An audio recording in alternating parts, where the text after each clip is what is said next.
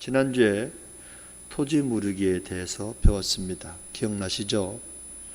밤모섬에 유배된 사도 요한이 어느 주일날 성령의 음성을 듣습니다. 이리 올라와라 라는 그 음성을 듣고 쭉 끌어올려져서 천국에 가게 되었는데, 거기서 하나님의 오른손에 들린 두루마리 책을 발견하게 됩니다. 그 하나님의 오른손에 있는 두루마리 책은 안팎으로 썼고 7인으로 봉하여 졌습니다. 그런데 안타깝게도 그 두루마기를 보거나 펼 자가 아무도 없기에 사도 요한이 대성통곡을 하면서 울었습니다. 사도 요한이 대성통곡을 하며 슬퍼하며 울고 있을 때 장로 중에 한 사람이 사도 요한을 찾아와서 위로의 말씀을 전합니다. 다시 말해서 복된 소식, 기쁜 소식을 전합니다. 복음을 전합니다. 여러분, 복음의 항상 주된 내용은 누구의 이야기죠? 예수 그리스도에 관한 이야기인 줄로 믿습니다.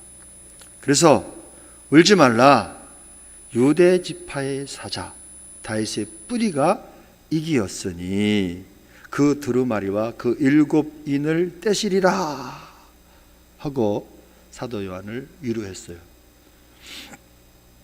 그 두루마리는 어떤 책이었다고 말씀드렸죠? 기억나시죠? 그 두루마리는 다른 책이 아니라 토지 문서였다고 말씀을 드렸습니다. 아담의 죄로 말미암아 아담의 후손인 우리가 살고 있는 이 땅이 아담의 소유권에서 등기 이전이 되어서 마귀로 등기 이전이 되었어요. 그래서 아담의 후손인 저와 여러분은 마귀의 종이 되었고 죄의 종이 되었고, 이 땅도 누구의 것이 되었느냐? 이 땅도 마귀의 것이 되었다. 등기가 마귀 씨에게 등기 이전이 된 것이죠. 그래서 그로 말미암아 우리에게는 사망이 왕노릇하게 되었어. 사람이 죽어서 심판받고 영원히 고통받는 곳에 들어갈 수밖에 없었고, 이 땅에 살고 있는 자연 만물들도 탄식하며 하나님의 구속을 기다리고 있었다. 그 하나님의 구속을 다른 말로 얘기하면 다시 빼앗겼던 토지를 물러줄 수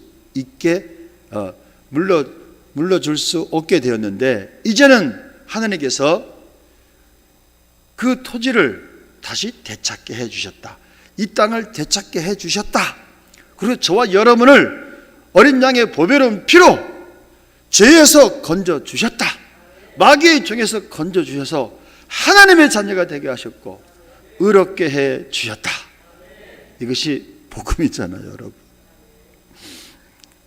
그래서 예수님께서 떳떳하게 하나님의 손에서 그 두루마리를 취할 수가 있게 되었습니다. 자격을 갖추게 되었어요. 그리하여 예수님께서 그 토지 문서를 하나님의 손에서 받아가지고 찢으시는데, 마귀가 이 땅을, 이 지구를 얼마나 악착같이 붙잡았는지 그 마귀를 쫓아내는데 7인을 하나하나 떼면서 계약의 조건들을 다 해결하잖아요. 장장 몇 년이나 걸린다? 7년이나 걸리게 되었다. 이것이 우리가 흔히 얘기하는 7년 환란입니다. 예수님께서 말씀하시기를 창세 이후로 이런 큰 환란이 없다. 그 창세 이후로 이런 큰 환란이 없는 그 큰 환란이 마지막 때에 일어나는 한 일에 7년 대환란이라는 말씀입니다. 그래서 첫째 인을 떼시는 순간부터 환란이 시작되는데, 이제부터 이 땅을 직접 무르는 역사가 일어나기 시작하는 것이죠. 그 전에 그렇다면은 7년 대환란이 일어나는데 하나님이 하나하나 땅을 물러주시는데, 그러면 먼저 예수를 믿어서 구속함을 받은 하나님의 백성인, 하나님의 자녀인 저와 여러분, 교회의 머리가 되신 분이 예수님이고 교회의 몸이 된 신부된 저와 여러분은 어떻게 되느냐? 7년 대환란을 통과하느냐? 아니면 그 전에 오늘의 본문 말씀과 같이 예수님이 천사장의 호령과 나팔 소리와 함께 진이 하늘로부터 강림하시리니, 강림하실 때 어떻게 된다고요? 하나님의 택한 백성들을 쭉 공중에서 끌어올려서 거기서 주를 영접하게 하셔서 주님과 함께 영원 무궁토록 함께 하신다. 끌어올리는 것을 가리켜서 휴거란 단어가 없지만 우리는 흔히 얘기하기를 휴거다라고 말씀하는 겁니다. 할렐루야. 말씀대로 거듭난 신자인 진짜가 공중에서 올라가 혼인잔치를 하게 되는 겁니다. 거기서 올라가지 못한, 거듭나지 못한 가짜 신자와 믿지 못한 이방인들, 그리고 아직도 예수님을 영접하지 못하는 저 유대인들이 7년 환난을 겪으면서 회개할 사람은 회개하게 되고 거기서 구원의 마지막 기회를 얻게 된다는 말씀입니다. 그리고 7년 대환란이 끝난 후에 예수님께서 이제는 모든 사람들이 보는 지상강림을 하는 거예요. 인류 역사가 거기서 끝이 난다. 여기서 중요한 것은 저와 여러분이 휴거될 것인가 혹은 남겨질 것인가 하는 것이 정말로 중요합니다. 옆에 사람 한번 쳐다보세요. 휴거될 건 것 같아요. 휴거될 것 같습니까?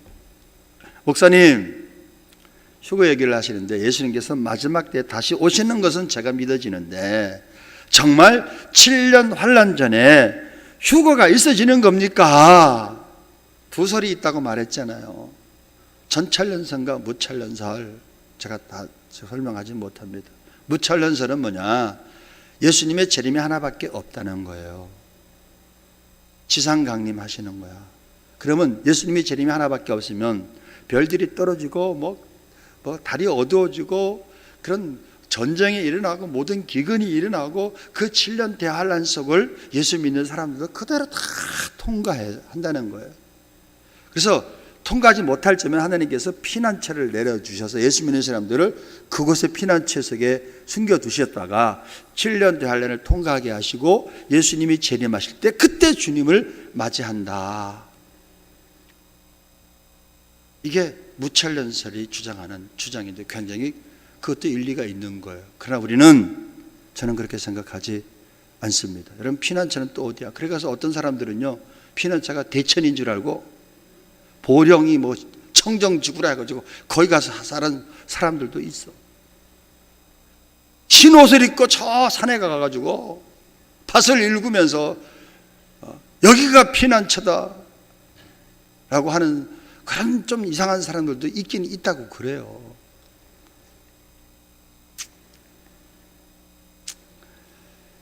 여러분, 그래서 오늘은 지난주에 말씀드렸던 것처럼 정말 7년 환난 전에 휴거가 있어지느냐, 성경의 근거가 무엇입니까? 성경의 근거를 오늘 우리가 공부를 하고, 그럼 휴거 때 우리의 몸이 어떻게 변화되는가를 공부를 하고, 그러면 그런 7년 대환란 전에 그냥 환란이 딱 오는 게 아니라 하나님께서 임박할 징조를 많이 보여주세요. 그래서 다음번에 그 징조 가운데 몇 번을 다시 말씀드리고, 시간상 오늘은 우리가 잘 아는 두 가지 징조에 대해서 먼저 말씀을 드리고, 그 다음에 휴거가 정말 있어지는가, 휴거의 성경의 근거가 어디 있는가, 그것을 공부를 하고, 정말 휴거 때는 우리 몸이 어떻게 되고 어떤 현상이 일어나는가를 짧은 시간에 우리가 공부를 하면서 다시 한번 다시 오실 주님을 믿음으로 기다릴 수 있는, 그래서 오늘의 설교의 제목을 뭐라고 얘기했느냐, 재림의 소망을 가지자, 이렇게 가졌어요. 왜 이렇게 가진 줄 아세요? 신랑 대신 예수님이 오신다고 하는데 아무런 준비를 하지 않는 거야. 마음의 준비를 하지 않는 거야. 안 오셨으면 좋겠대. 세상과 짝해서 영적인 간음을 하고 있는 오늘날의 많은 사람들, 그 오늘날의 많은 사람들 중에 저와 여러분이 혹시나 아닐까. 그래서 여러분, 우리는 재림의 소망을 가지기 위해서는 저는 목사들이 잘못했다고 생각해요. 제가 잘못했어요. 왜? 재림에 관한 말씀을 별로 전하지 않았거든. 그래서 이제는 앞으로는 최소한 한 달에 한 번은 재림에 관한 그런 여러 가지 징조라든가 그런 말씀을 준비해서 전하고자 합니다. 아무튼 그 계획의 예정이. 그러나 자주 다시 오실 주님을 좀 우리가 공부를 해서 우리가 깨어서 근신하며 기도하고 신랑 되신 예수님이 다시 오실 때 신부된 우리가 영적인 신부 단장을 해서 예수님을, 신랑 되신 예수님을 기쁘게 맞이할 수 있게 되기를 소망합니다. 먼저 재림 전 징조 두 가지에 대해서 오늘은 말씀을 먼저 드리도록 하겠습니다. 첫째는 예수님이 재림 전에 7년 대환란 전에 어떤 일이 일어나냐. 적그리스도가 나타나는데 적그리스도가 나타날 때 먼저 진리를 미혹하는 자들이 나타납니다. 적그리스도란 말은 예수님을 대적하는 자다. 그래서 적그리스도라고 얘기합니다. 우리나라만 하더라도 잘 알다시피 자기가 구원자, 자기가 하나님이란 미친 사람들이 50여 명이 넘는데, 대표적인 예는 여러분 잘 알다시피 안식교도 그렇고, 안식교는 1948년 몇 년에 예수님 오신다고 몇 번 얘기했다가 여러분 그래서 이단이 되는 거예요. 여호와의 증인, 구원파, 하나님의 교회, 신천지, 우한 폐렴으로 인해 가지고 코로나19로 해서 신천지가 막 완전히 붕괴 직전에 갔는데도 그래도 여러분 붕괴 안 됩니다. 한번 미혹의 영이 걸린 사람들은 거기서 빠져나오기가 굉장히 힘들어. 빠져나오는 건 정말 하나님의 기적이에요. 미혹이 그 정도로 무서운 겁니다, 여러분. 그래서 적그리스도가 나타날 때 적그리스도가 사람에게 강한 미혹을 보내사, 적그리스도가 거짓말을 하더라도 그 거짓말을 믿게끔 만들어. 그게 미혹입니다. 사람들의 정신세계가 완전히 망가져서 붕괴돼서 그 속임수를 분별하지 못하게 만드는 그런 일들이 예수님 오시기 직전에 일어나는 거예요. 그리고 우리가 살고 있는 자유로운 세상을 억압하기 위해서 억압받는 사회, 통제받는 사회가 옵니다. 그런 사회를 만들기 위해서 사회주의, 공산주의, 독재주의자들이 세계 처체에 나타날 것입니다. 여러분, 사회주의, 공산주의가 죽은 거 아니에요. 유럽에서도 여러분 사회주의가 얼마나 일어나고 있는지, 미국도 주님 사회주의자들이 많습니다. 우리나라가 염려하는 그런 부분들도 사실 좀 있잖아요. 근데 이게 마지막 때의 추세야. 마지막 때의 추세. 사회주의, 공산주의, 독재주의가 이제 나타나는 거예요. 거기 가서 투표를 하고 그래도 좋다는 거야. 그 말이 맞다는 거야. 분별을 못하도록 정신세계를 완전히 붕괴시켜. 이것이 적그리스도가 나타날 때 나타나는 현상입니다. 성경 볼까요? 정말 그런가 안 그런가? 데살로니가 후서 2장 11절. 이러므로 하나님이 어떻게 하신다고요? 미혹의 역사를 그들에게 보내사 거짓 것을 믿게 하심은. 미혹의 역사를 보내는데 그 사람들이 거짓말을 할 때 그게 참으로 믿는 거야. 여러분, 이단에 걸린 사람들 이렇게 보면 참 우습잖아요. 저 왜 이렇게 모두 자기를 못 볼까? 이렇게 바깥에 보기만 하면 저게 이단인 줄, 저게 잘못된 것을 알 수 있는데, 그러니까 미혹의 영이 무서운 거예요. 바보가 되는 거야. 바보가 되는 거야. 그 교주가 황당한 말을 하더라도 그게 믿어져. 왜 그렇죠? 이미 미혹당하기 때문에. 이러므로 하나님이 미혹의 역사를 그들에게 보내서 거짓 것을 믿게 하심은, 맨 마지막 때 사람의 상태가, 정신세계가 붕괴되면 하나님이 강한 미혹, 속임수 같은 것을 보내면 사람들이 그것을 믿게 된다는 겁니다. 정신세계가 붕괴돼서 이러한 때에 나타난 사람이 바로 적그리스도가 나타나고, 이 적그리스도가 완전한 독재를 통해서 온 세상을 통치하는 그런 일이 맨 마지막 때에 일어난다고 성경은 우리에게 이야기하고 있어요. 이것이 한 10년 전, 20년만 하더라도 에이 어디 그런 일이 있을 수 있는가? 여러분 그런 일이 지금 있잖아요. 휴대폰 이렇게 상상이나 합니까? 휴대폰 가지고 있으면 차 고장 나면은 보험회사에다가 딱 전화 걸면은 어떻게 알고 기가 막히게 골목 찾아와. 여러분 우리 이름 하나 딱 컴퓨터에 치면은 그냥 재산 목록 모든 것 다 낱낱이 다 그 사람들은 알 수 있어요. 통제 사회가 이제는 정말 있어지는 사회로구나. 이게 있어져야 되는 거예요. 점점 과학이 발달해서 나중에 적그리스도가 7년 대환란의 후 3년 반에 딱 정식적으로 내가 하나님이다라고 딱 나타날 거예요. 하나님이라고 얘기하는데 어떤 미친 사람이 그것을 믿겠느냐? 믿는다니까. 세계 단일 정부가 그게 말이나 되는 얘기입니까? 말이 된다니까. 다 통제됩니다. 다 통제됩니다.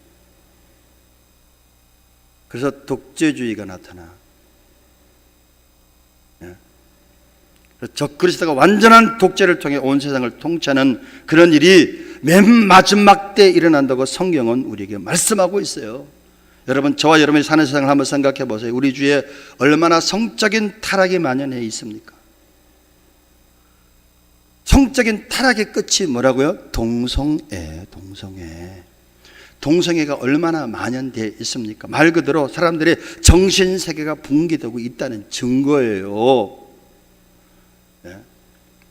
이 모든 것을 보고도 말세가 아니라고 말하고 예수님의 재림이 아직도 멀었다고 한다면 그것은 정상적인 그리스도인이 아니에요. 이런 얘기를 하는 것이 정상적인데 이런 얘기를 하는 게 비정상적으로 들리는 사람들이 있어. 누가 정상인지 누가 비정상인지 모르는 혼동된 세대 속에서 우리가 살고 있어요. 이게 마지막 때의 징조 중에 또 하나의 중요한 징조다.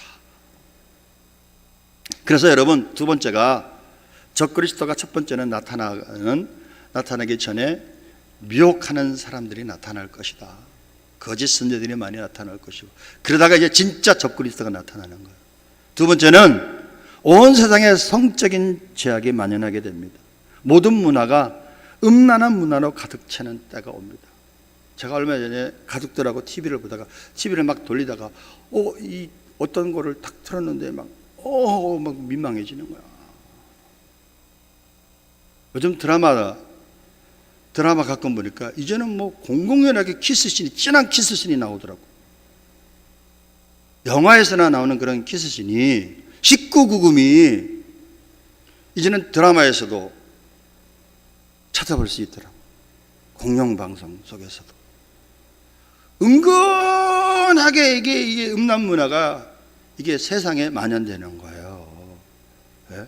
그러다가 그 음란 문화의 끝이 동성애입니다. 남자 동성애, 남자끼리 결혼하고 여자끼리 또 결혼하고. 근데 이것이 세계적인 추세를 이룰 것이다. 동성결혼 합법화는 배도의 상징이자 소돔과 고모라의 재현으로 종말의 때를 분별하는 중요한 지표가 되는 거예요. 2001년 네덜란드를 시작으로 동성결혼이 합법화된 나라가 26개국입니다. 유럽의 19개국의 동성결혼 찬성률이 79%에 달하고 있고 한때 기독교 국가였던 독일이 84%, 영국이 85%, 미국도 68%에 달한 배도는 이미 선을 넘은 상태야. 여러분, 소돔과 고모라 때에 동성연애가 극성했어. 그때 하나님께서 도저히 내가 못 보겠다 하고 천사를 보내서 사실이냐 사실이 아닌지 여부를 가렸잖아요. 그때 불과 유황으로 심판하신 거예요.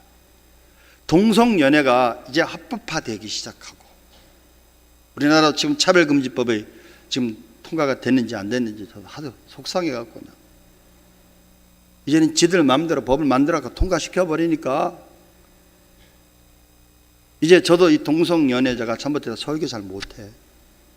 구속되든가 벌금 내야 돼. 세상에 지금 거꾸로 가는 세상이 되고 있어요, 여러분. 뿐만 아니라 동성애 성직자들을 임명을 하는 교단들이 생겼어요. 성직자 중에서 동성애. 근데 그걸 이상하게 여기지 않는 세상이야, 지금. 여러분 한번 생각해 보세요. 10년 전에 나 동성애자입니다 라는 말을 할 수 있었어요? 부끄러워 말을 못했어. 그런데 지금은 신촌 쾌어 축제 뭐를 통해서 알 수 있지만 전혀 부끄러워하지 않고 자랑스러워합니다.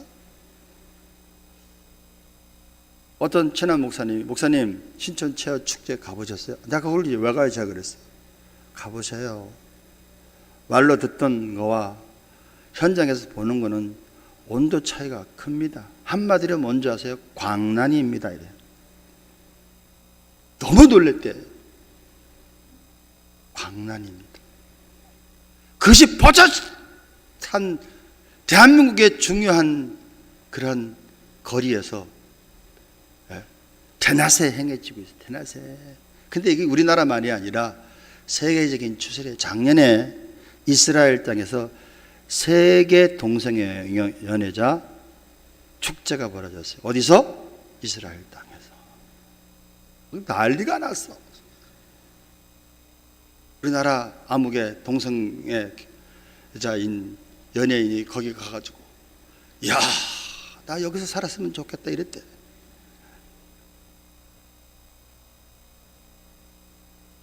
여러분 동성연애자의 인권을 인정하고 그래 존중하는 건 좋은데 그것을 합법화시키면 안 됩니다. 그걸 자랑스러워해서는 안 됩니다. 그렇잖아요. 이런 설교도 제가 앞으로 몇 번이나 할 수 있을까 모르겠어. 마지막 때에 예수님 재림 전에 이 확연한 징조 중에 하나가 동성애예요. 동성애. 예수 믿는 사람들 중에서도 안타깝게도 동성애가 어떠냐 세계적인 추세인데 그렇게 말해서는 안 돼. 그 사람은 예수 믿는 사람도 아니야. 예수의 영이 있는 사람도 아니야. 여러분 예수를 믿는다는 것은 예수님이 육신으로 이 땅에 우리를 구원하시기 위해서 오신 예수님의 탄생을 믿어야 되고 예수님께서 십자가 우리 죄를 짊어지시고 죽으신 십자가를 믿어야 되고 예수님이 삶에 부활하신 것을 믿어야 되고 예수님이 승천하신 것을 믿어야 되고 중요한 것은 예수님의 재림을 믿어야 돼요. 성경은요 초림보다 재림에 대한 구절이 더 많습니다. 성경은 구원받는 것에 대한 것과 예수 믿는 사람들이 어떻게 살아야 되는 것도 말씀을 중요하게 다루지만은 그보다 더 중요하게 다루는 내용이 뭔지 아세요? 예수님이 다시 오신다 라는 내용이 훨씬 더 많습니다. 그렇다면 예수 믿는 저와 여러분이 예수님의 다시 오심에 대해서 관심이 없다? 신랑 되신 예수님이 다시 오시는데 아멘 주 예수여 어서 오시옵소서 이런 자세가 흐릿해지고 있다? 회개해야 될 거 아니겠어요? 슬퍼해야 될 거 아니겠어요? 제가 아까 우리 김은아 집사님이 복음성가 왜 슬퍼하느냐 잠깐만 은혜가 되는 거야. 슬퍼할 수밖에 없는 세상 속에서 기쁜 일보다 슬픈 일이 많고 형통한 일보다 답답한 일이 많은 세상 가운데서 자유롭기보다는 눌리고 혼동되는 그런 세상 가운데서 우리가 영향을 너무 많이 받잖아요.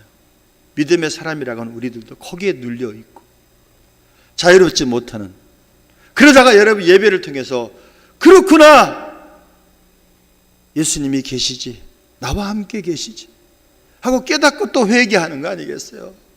또다시 믿음을 회복하는 거 아니겠어요? 또다시 예수님 다시 오심에 재림의 소망을 회복하는 거 아니겠습니까 여러분? 두 번째 환난 전 휴거에 대해서 그럼 예수님 목사님 환난을 통과하지 않고 환난 전 휴거를 한다고 하는데 예수님이 공중 강림할 때 끌어올린다고 하는데 성경이 어디에 있습니까? 있지요. 혹자들은 예수 믿는 사람도 7년 대환란을 통과한다고 하는데, 여러분 지난주에도 말씀드렸지만 7년 대환란 때는 하나님의 진노가 무섭게 임하는 때입니다. 마태복음 24장 21절 볼까요? 마태복음 24장 21절.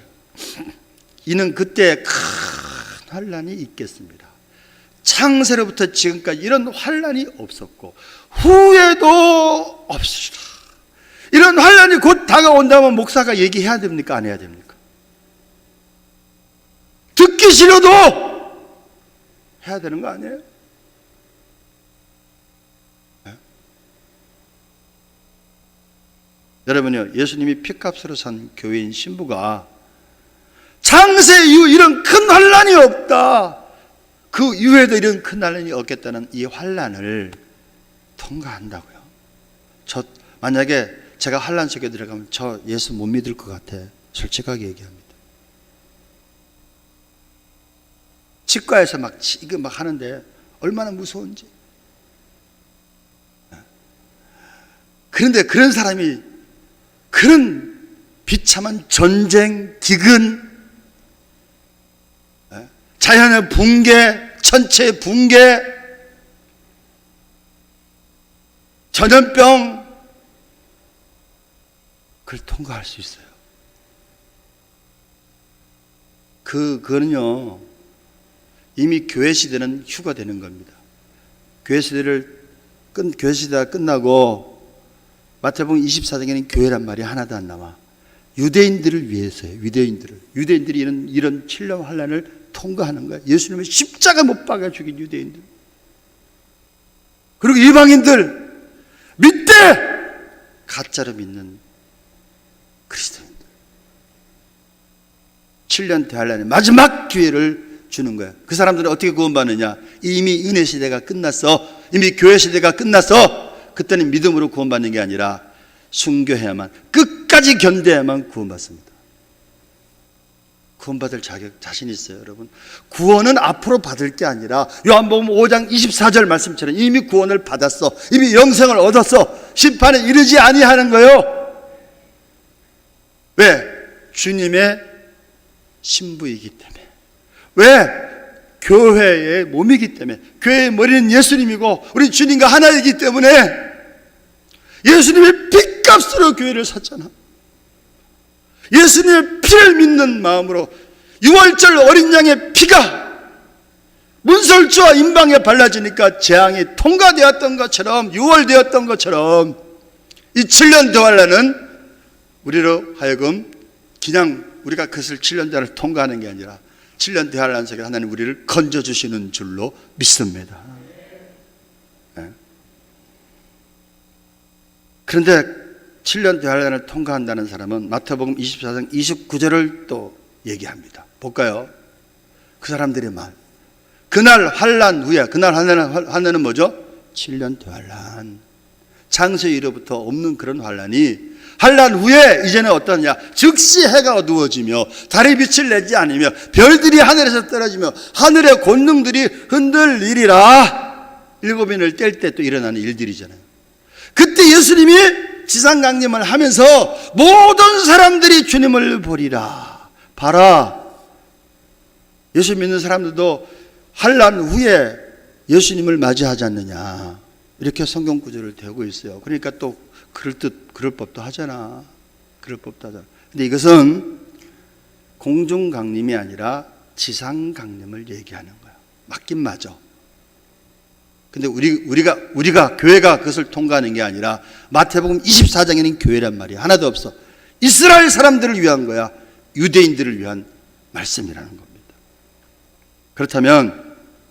그렇다면 휴거 때 실제로 예수님 다시 올 때 먼저 7년 대환란 전에 휴거된다는 그런 성경이 어디에 있습니까? 많아요. 세 개 눈이나 4개나 보도록 합니다. 먼저 데살로니가 전서 1장 10절. 데살로니가 전서 1장 10절 합독합니다. 시작. 또 죽은 자들 가운데서 다시 살리신 그의 아들이 하늘로부터 강림하실 것을 너희가 어떻게 기다리는지를 말하니 이는 장래의 노하심에서, 장래의 노하심은 뭐죠? 앞으로 다가올 큰 진노, 7년 대환란에서 우리를 건지시는 예수시니라. 통과한다고요? 안 통과한다고요? 우리를 그 속에서 건져주시는 거야. 7년 환란에서 구원받는 것입니다.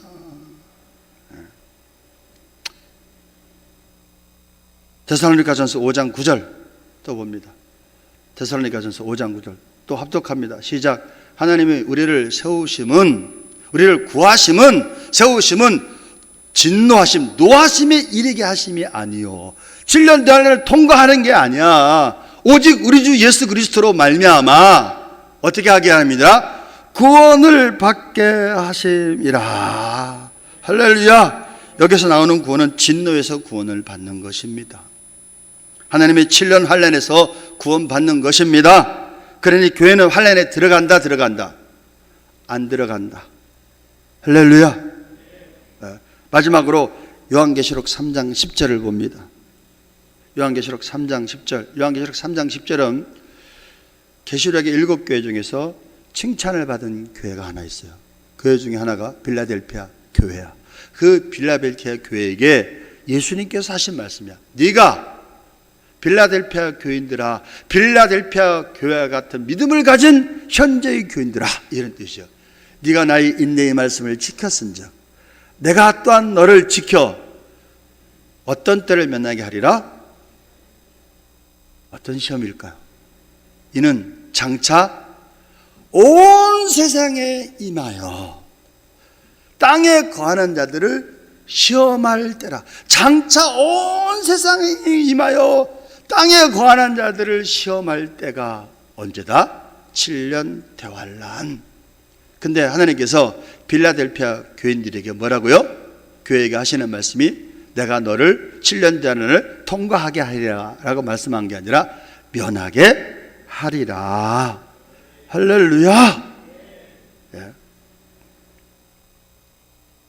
온 세상에 임하여서 땅에 거하는 자들을 시험하는 때가 아직 없었습니다. 그러나 이제 그것이 올 때가 되는데 그 시험의 때를 면하게 해주신다고 말씀하고 있습니다. 면하게 해주시는 것입니다. 거기 들어가지 않는 것입니다. 그래서 일단 예수님만 믿고 예수님 안에만 있으면 어느 누구든 7년 대환란에 들어가지 않는다. 전혀 안 기뻐하네. 그럼 7년 대환란 통과하세요, 여러분은. 저는 먼저 가 있을 테니까. 그 7년 대환란기가 이루어지기 전에 예수님이 공중 강림하십니다. 공중 강림하실 때 예수 믿고 죽어 있는 사람들이 먼저 올라가고, 누가 먼저 올라간다고요? 예수 믿고 먼저 무덤에 묻혀 있는 죽은 자들이 먼저 일어납니다. 그 다음에 살아있는 우리가 예수님 오실 때 그때 맞이할 수 있어. 저와 여러분이 확률이 많아. 예수님 재림 때 직접 맞이할 수 있는 확률이 많다. 또 안 기뻐하네, 아무튼. 그렇다면 마지막 휴거 때 우리는 어떻게 휴거되는가? 어떤 모습으로 휴거되는가? 오늘 본문의 말씀의 배경을 보면 이 데살로니카는 그리스의 위적인 그런 위쪽 수도가 데살로니카였어요.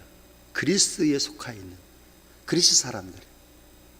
그리스는 철학이 워낙 철학자들이 내세에 관한 그런 것들이 사람이 어디서 와서 어디를 가느냐 이런 것들을 많이 생각하는 사람들이 그리스 사람인데 사도 바울이 2차 선교 여행을 가는 가중에 데살로니가에 들려서 복음을 증거하는 가운데 하나님이 그들의 마음을 열어놓으셨어요. 그들의 눈을 열어놓으셨어요.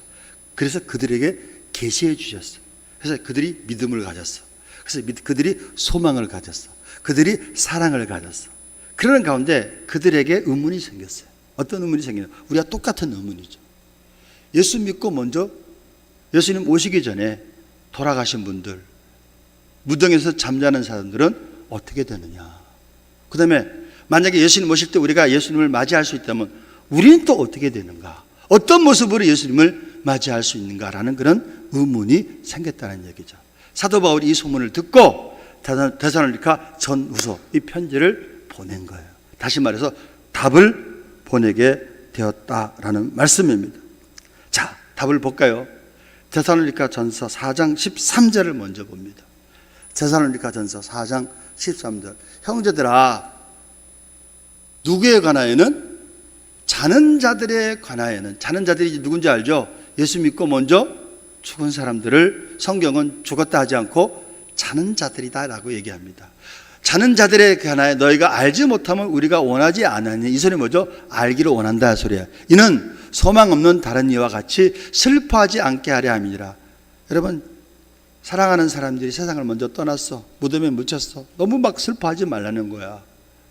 예수님께 다시 재림하실 때 먼저 자는 자들이 먼저 일어날 것이다. 순서입니다. 그 다음에 살아있는 우리도 예수님을 영접할 것이다. 우리가 믿습니까? 14절. 우리가 예수께서 죽으셨다가 다시 살아나심을 믿을진데 이와 같이 예수 안에서 자는 자들도 하나님이 그와 함께 데리고 오시리라. 아멘. 여러분, 잠을 자고 있는 것이죠. 근데 여기서 육신이 잠을 자는 거죠. 육체가 잠을 자는 거죠. 흙으로 와서 흙으로 돌아간 육체가 잠을 자는 거야. 영과 혼이 잠을 자는 거 아닙니다. 여러분, 죽음이라는 게 뭐가 죽음인 줄 아세요? 죽음의 정의가 뭡니까? 숨이 끊어진 게 죽음입니까? 좀 다른 말로 표현하면 저는 영과 혼이 육체와 분리되는 것이 죽음이라고 생각해요. 사람이 영과 혼과 육이 있는데 죽음이 뭐냐? 육체와 영과 혼이 딱 분리가 되는 것을 죽음이라고 해요. 그러면 딱 분리되는 순간 예수 안에 있는 사람들은 영과 혼이 어디로 갑니까? 쭉 올라가서 예수님이 계신 천국에 들어가는 거야. 예수님의 품에 안기는 거야. 그러면 예수 바깥에 있는 사람들은 또 똑같이 영과 혼이 육체와 딱 분리되면 그 사람들은 어디로 가는 거죠? 지옥 형벌 속에 영원히 고통받는 지옥으로 들어가는 것입니다. 여러분, 우리 어머니가 얼마 전에 돌아가시는데 여기 가까운 곳에 오살리에 안치시켰잖아요. 영혼은 하나님 품에 안겼고 육체는 묻혀 있는 겁니다. 이것을 바울은 죽었다가 얘기하지 않고 잠자는 것이다 라고 표현합니다. 여러분, 죽음의 정의를 이제는 아시겠죠? 그래서 사실은 하나님 입장에서 보면 불신자나 신자나 죽었으면 죽었다고 하지 않고 다 살아있는 거예요. 잠자는 겁니다. 왜 살아있는 거죠? 예수 믿고 죽으면 영원히 천국 가든가, 안 믿고 죽으면 지옥 가든가. 의식에 살아있고 고통에 살아있어. 그래서 신학자들은 뭐라고 얘기하느냐?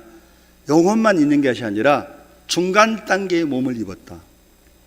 나사로의 비유를 보면 나사로를 서로 다 알아보잖아. 부자가 알아보잖아. 그러니까 영혼이 쭉 끌려 올라갈 때 그때 하나님 품에 안길 때 중간 단계의 몸을 입었을 것이다. 완전 무결한 몸이 아니죠. 예수님이 다시 공중 재림하실 때 무덤에서 잠자는 자들이 일어나는데 호련히 변화를 겪고 거기서 예수님이 부활했을 때의 부활체를 새로 입어서 그래서 완전 무결한 몸이 되어버린 거야. 아담을 창조했을 때 그 몸을 입어가지고 그래서 천국에서 영원 무궁토록 주님과 함께 사는 거야. 살아있는 우리들도 어떻게 되느냐? 살아있는 우리들도 이 몸 그대로 예수님 못 맞이합니다. 이 몸 그대로 어떻게 된다고요? 예수님이 공중에 강림하실 때 끌어올려서 우리 몸이 호련히 변화돼. 예수님이 부활하신 부활체처럼 우리도 부활되는 몸을 가지게 되는 줄로 믿습니다. 완전 무결한 흠이 없는 그런 육체를 입게 되어서 주님과 함께 영원 무궁토록 함께 거하게 되는 줄로 믿습니다. 목사님 혹시 이단 아니세요? 이렇게 이럴까 봐 제가 성경 구절을 댑니다. 고린도전서 15장 51절에서 55절까지 봅니다. 먼저 고린도전서 15장 51절. 보라, 내가 너에게 비밀을 말하노니 우리가 다 잠잘 것이 아니요 마지막 나팔에 순식간에 호련이 다 변화되리니. 할렐루야. 나팔 소리가 나매 죽은 자들이, 먼저 잠자는 자들이 일어나는데 어떻게 일어난다고요? 썩지 아니할 것으로 다시 살고 살아있는 우리도 호련히 변화되리라.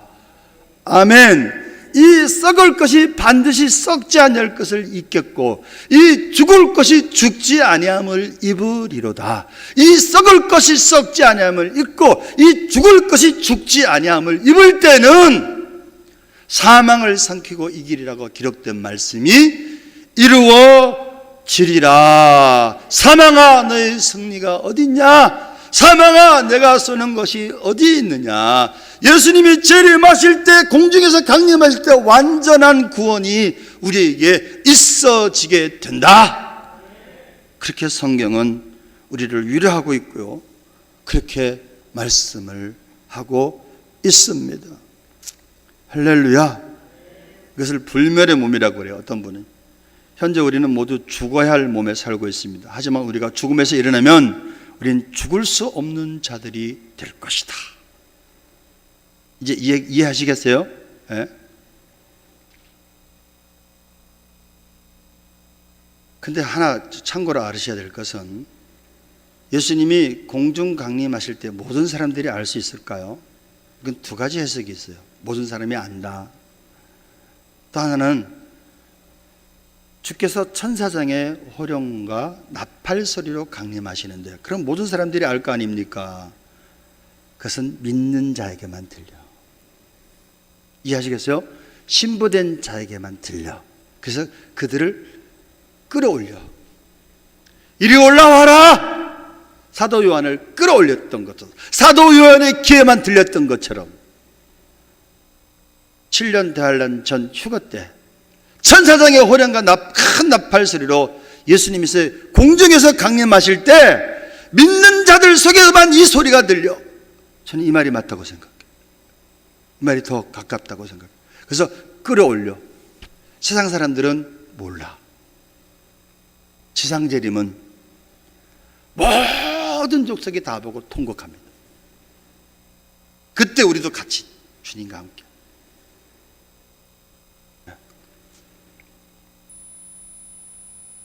17절, 오늘 본문 말씀 다시 16절, 17절, 18절 읽고 마치겠습니다. 데살로니가전서 4장 16절, 주께서 호령과 천사장의 소리와 하나님의 나팔 소리로 진히 하늘로부터 강림하시리니, 그리스도 안에서 죽은 자들이 먼저 일어나고 그 후에 우리 살아남은 자들도 그들과 함께 구름 속으로 끌어올려 공중에서 주를 영접하게 하시니, 이것을 휴거라 그랬어요. 그리하여 우리가 항상 주와 함께 있으리라. 그러므로 이러한 말로 서로 위로하라. 할렐루야. 여러분, 슬퍼하지 마세요. 힘들어하지 마세요. 주님이 함께 하세요. 주님이 도와주세요. 그리고 주님이 강림하실 때 믿는 저와 여러분을, 신부된 저와 여러분을, 교회된 저와 여러분을 공중에서 끌어올리신다. 그래서 우리를 변화시키셔서 완전한 구원을 이루신대. 그때 완전한 구원이 있어지는 거예요. 그때 우리가 육체가 살아있기 때문에 육신의 정욕 이런 것이 이제 그때는 없어지겠죠. 이 육신의 정욕 때문에 우리가 힘들어하잖아. 예수 믿으면서도 나는 왜 이렇게 이중인이냐? 마음은 원인데 육신이 약하도다. 말씀대로 온전히 살지 못한 그런 갈등, 이젠 그런 갈등도 없고 그런 눈물도 없어질 것이, 세상에 근심도 없어질 것이, 주와 함께 영원토록 있으리라. 그냥 천국에 끌어올려서 좋은 데로 간다, 저는 별로 안 좋아해요. 어떤 것이 위로가 되느냐? 주님과 함께 있으리라. 사랑의 정의가 많지만 저는 사랑이란 함께하는 것이 사랑이다, 이렇게 말씀하고 싶어요. 여러분이 우리의 사랑 되신 예수님이 공중에 우리를 끌어올려서 주님과 함께 영원토록 있게 하신대요. 이런 말로 서로 위로하라. 사랑하는 미랄 가족 여러분, 주님이 함께하는 것이 행복입니다. 주님이 함께하는 것이 소망입니다. 주님이 늘 우리와 항상 함께하시고 지켜주시고 동행하시는 것, 그것이 우리의 믿음인 줄로 믿습니다. 그래서 이 믿음 잘 지키고 다시 오실 주님을 신부된 우리들이 안 왔으면 좋겠다가 아니라 예수님 어서 오시옵소서. 아멘. 주 예수여 어서 오시옵소서.